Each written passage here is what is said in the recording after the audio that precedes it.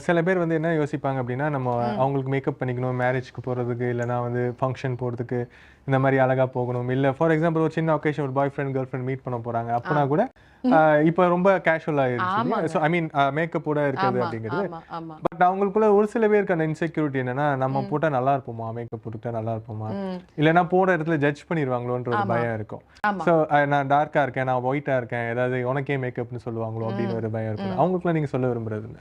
அவங்களுக்கு என்ன சொல்ல விரும்புறேன்னா, it's your life, your wish. நீங்க அழகா இருக்கணும்னு நீங்க நெனச்சீங்கன்னா மேக்கப் போட்டுக்கோங்க. மத்தவன் இப்படி கமெண்ட் குடுப்பான். அவன் வந்து என்ன இப்படி பார்த்துட்டு, "நீ ஏன் இத போட்ட? நீ போடாம இருந்தா நல்லா இருப்பானேன்னு" மத்தவங்களுக்காக எதுவுமே பண்ணாதீங்க. உங்களுக்கு புடிச்சிருக்கா? You just do it. Makeup அதுக்கு தான். மேக்கப் வந்துட்டு அழகா இருக்கவங்கள அழகு சேர்க்கிறது கிடையாது. அது மாரி அசிங்கமா இருக்கவங்கள அழகாக்குறதும் கிடையாது. It's gives one confident. ஹாப்பியா yes I am very pretty. எப்படி நம்ம ஒரு ட்ரெஸ் போட்டா நம்ம கான்ஃபிடென்ட்டா ஓகே இன்னைக்கு நம்ம நல்லா இருக்கோம்.